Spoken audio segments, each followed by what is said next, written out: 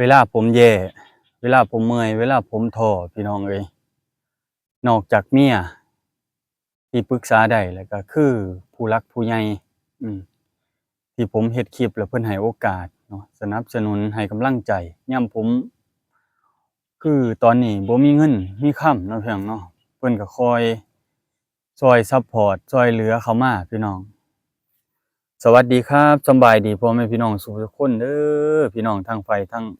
ไทยทั้งลาวเฮาเนาะ แล้วก็พี่น้องอยู่ทั้งโอ้ทั้งอยู่ทางใดพี่น้องอยู่ทางอเมริกาอยู่ทางประเทศนอกหั้นนะพี่น้องเอ้ยมีหลายคนเนาะที่ยังติดตามบ่กล้องแล้วก็ให้กำลังใจสม่ำเสมอพี่น้องเอ้ยขอบคุณหลายๆเด้อครับเด้ออืมเพิ่นว่าเคยติดตามมาตลอดเนาะบ่กล้องก็ได้เบิ่งผลงานเฮ็ดคลิปซื่อๆเพิ่นว่าเนาะทางเพิ่นอยู่ทางใดล่ะพี่น้องบ่กล้องก็บ่จักอยู่ทางอัน ประเทศอิหยังเลยเนาะประเทศนอกพู้นแหละพี่น้องบ่กล้องก็จำชื่อบ่ได้เอิ้นยากขนาดเนาะตอนนี้ก็ดำนา2คนกับเมียพี่น้องเอ้ยใกล้สิฮอด6โมงแล้วก็สู้เอาพี่น้องเอ้ยเนาะฟังเบิ่งยามบรรยากาศพี่น้องเอ้ยนกหนูร้องยามมื้อแลงเนาะกบเขียดร้องแอบๆอยู่บรรยากาศอยู่ทุ่งไร่ทุ่งนาเนาะดำนาบ่ทันขึ้นพี่น้องเอ้ยสู้ชนเอาแต่เช้าจนฮอดค่ำแต่ละมื้อก็ได้เนาะปานนั้นก็ยังบ่หังบ่มีสู้บ่ถึกบ่อนพี่น้องเอ้ย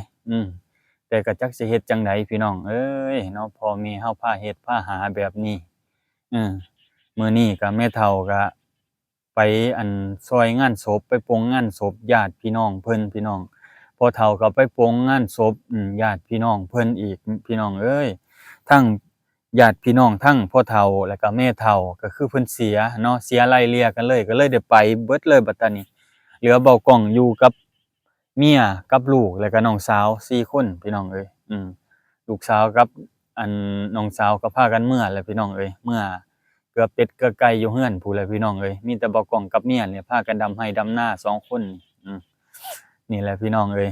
ชีวิตการเป็นอยู่ก็ได้เนาะถ้ากลับมาอยู่บ้านเฮาแล้วก็สิเป็นลักษณะคือบ่าวกล้องเว้านี่แหละพี่น้องเอ้ยหาอยู่หากินน่ะพอได้อยู่ได้กินเนาะ แต่ว่าสิเฮ็ดสิสร้างหรือยามจำเป็นจริงๆเวลาเดือดร้อนจริงๆน่ะบ่ฮู้ว่าจักสิเฮ็ดแนวใดหาเวลาสิใช้เงินใช้คำแหละพี่น้องเอ้ยคือพ่อเฒ่าแม่เฒ่ามื้อนี้แหล้วนี่สิไปซอยงานศพเพิ่นนี่พี่น้องเอ้ยแม่เฒ่าก็มีเงิน50,000เนาะอืมมีเงิน50,000เนาะจำเป็นเลยแหละที่แรกก็ว่าสิบ่ได้ไปแต่เขาเจ้าบ่มีผู้ใดเนาะเพิ่นก็จำเป็นต้องได้ไปเพิ่นมาเอาแล้วพ่อเฒ่ามาเอาเนาะพี่น้องเนาะก็คือมีเงิน50,000 บักกล้องก็เลยบอกเมียว่าเฮามีเงินจักกีบจักบาทเนาะว่าเอาให้อีแม่แหน่ว่ายามผู้หลักผู้ใหญ่เพิ่นช่วยมาจั่งสิไปเอาเงินว่าจั่งสิเอามาอยู่มากินเฮาอืมเอาให้เพิ่นไปช่วยอันญาติเพิ่นก่อนเพราะว่าส่งเป็นเทื่อสุดท้ายว่าเว้าจั่งซี้กับเมียมื้อเช้านี้ก็ได้อืมบักกล้องก็ไปลกก้าเอามาดำเพิ่มอีกพี่น้องเอ้ยยันก้าเจ้าของบ่พอก็บ่พออีหลีหั่นแหละพี่น้องเอ้ยก้าเจ้าของน่ะ มีแต่ไปเอาของเพิ่นมาใส่30มัดมื้อเช้านี่ไปรกกับเมีย2คนน่ะเมียก็เป็นออดๆแอดๆพี่น้องเอ้ยอืมเป็นเจ็บเป็นจักแนวใดเจ็บท้องเจ็บอันกระดูกกระเดี่ยวเพิ่นเนาะนั่นแหละพี่น้องเอ้ยคนเพิ่นได้ลูกได้เต้ามาเนาะเออบ่ได้อยู่พื้นอยู่ไผพี่น้องเอ้ยผ่าออกมันเลยเป็นมีเจ็บมีไข้แหน่เลือดลมบ่ค่อยดีพี่น้องเอ้ยบ่ได้อยู่ฟืนอยู่ไฟคือแต่พ่อแต่แม่เฮาหั่นน่ะพี่น้องเอ้ยเพิ่นก็เป็นยามคืนก็ปวดได้นวดได้หยังให้พี่น้องเอ้ยได้บีบได้นวดได้เหยียบให้แต่ละมื้อแต่ละคืนนะ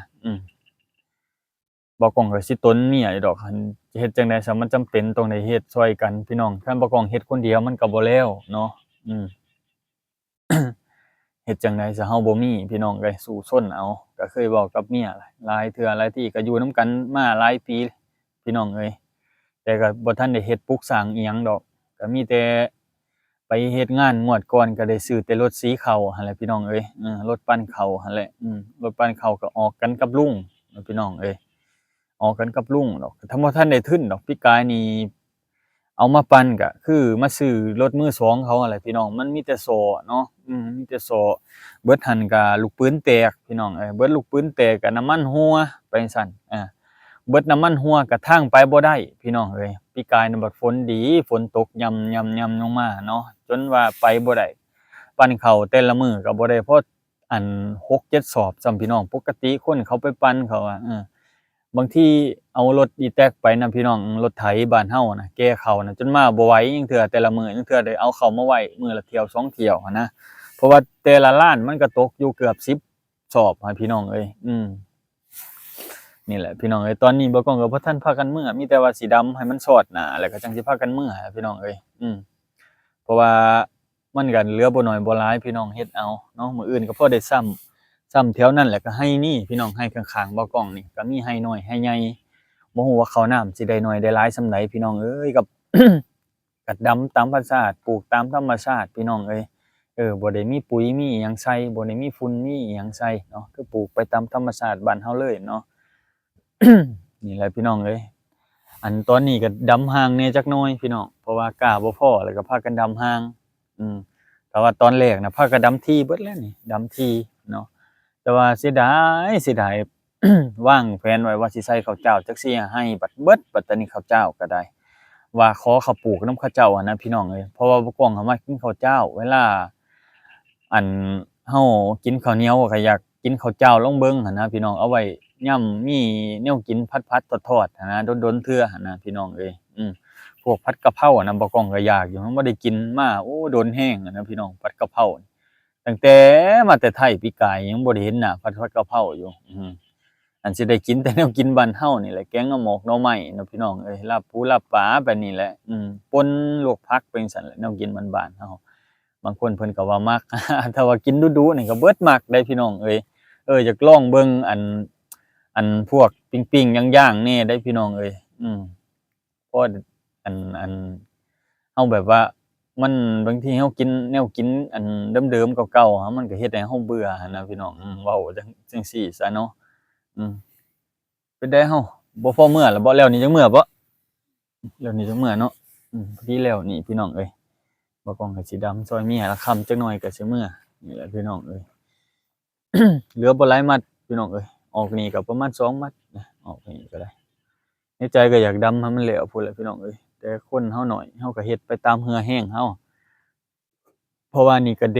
ดดคักแดดแน่พี่น้องเอ้ยแดดช่วงอันบ่ายช่วงลงน่ะบ่าย2ลงอันมาดำนานี่บ่าย2เพราะว่าบ่ก้องขนก้ามาแต่พู้นพู้ตั้งแต่ทางเข้าบ้านที่บ่ก้องถ่ายลงมื้อเช้านี่ให้พี่น้องได้เบิ่งหั้นแหละพี่น้องเอ้ย บางคนเพิ่นก็บ่ค่อยเห็นหน้าเมียบ่ก้องเพราะว่าบ่ก้องก็บ่ได้ค่อยถ่ายลงเนาะพี่น้องเนาะเมียบ่ก้องนี่เป็นคนคำมวนพี่น้องเป็นคนแขวงคำมวนอยู่เมืองมหาไชพี่น้อง